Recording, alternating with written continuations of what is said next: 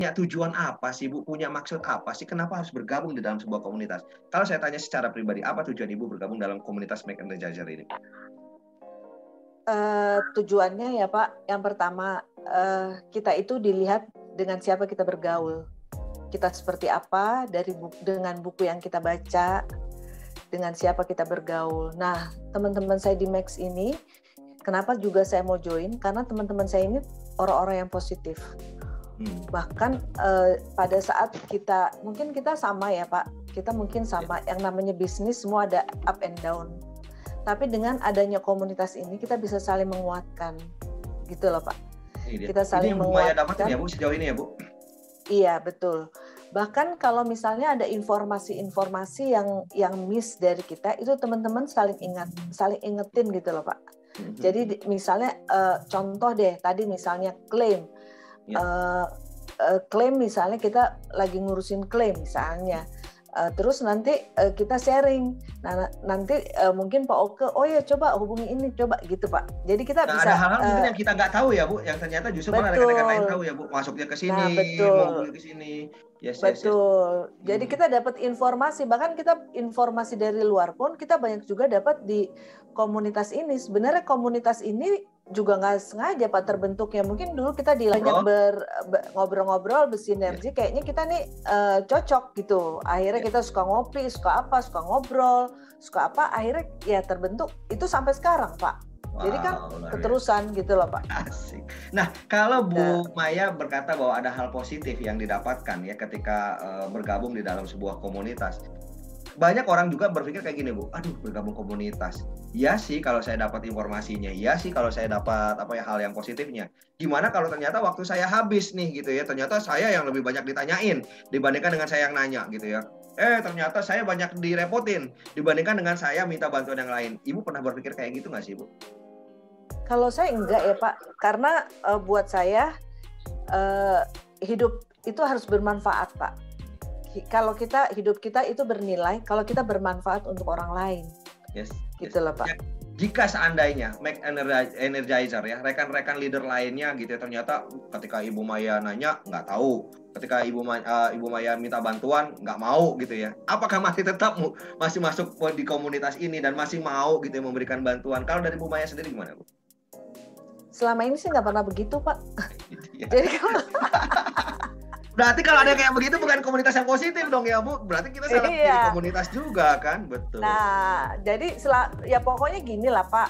Kalau buat saya kan bukan berarti gini, bukan yang namanya kita berinteraksi, yang namanya kita berkomunitas atau kita berhubungan dengan orang itu bukan kita mau dilayani, tapi kita bisa melayani gitu loh Pak. Yes.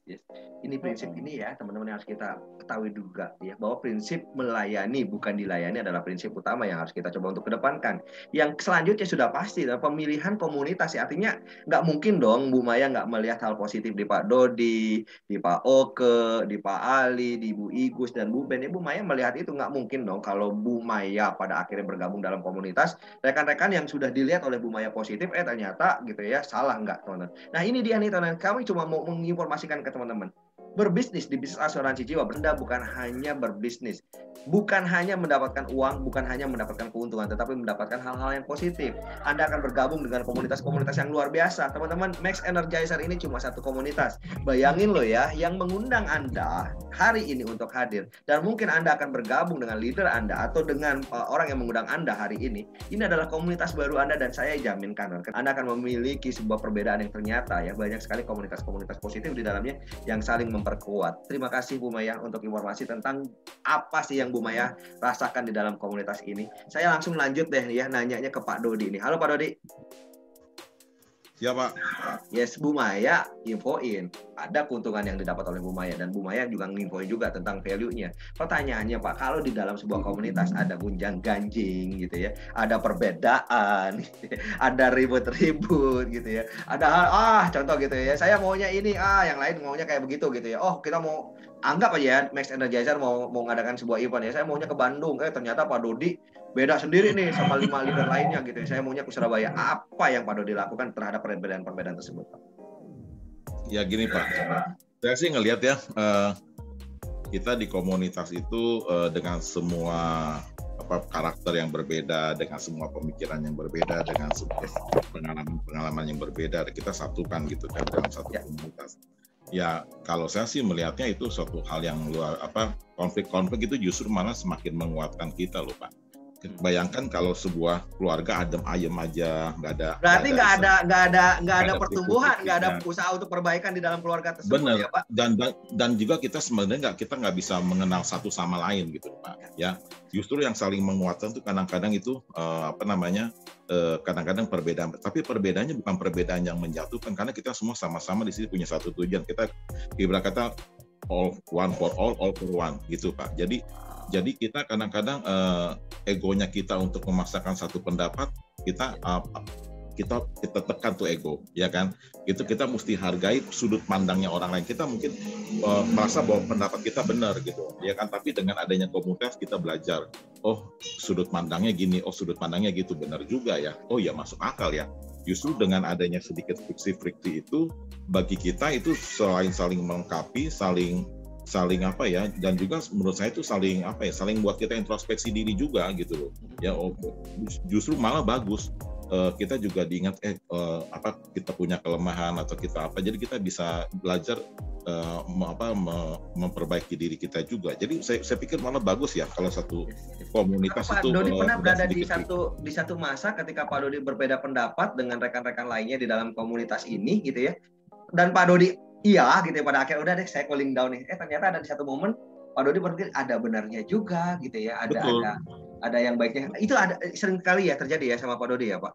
Nah itu justru malah enaknya gitu ya, di komunitas itu kita jadi saling punya tahu kelebihan kekurangan daripada teman-teman di komunitas gitu, nggak saling memaksakan diri.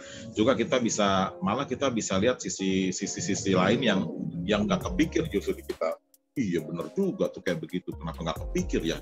Iya, jadi kita punya ide, kita malah diperkuat sana sini, ide kita malah jadi makin bagus gitu ya.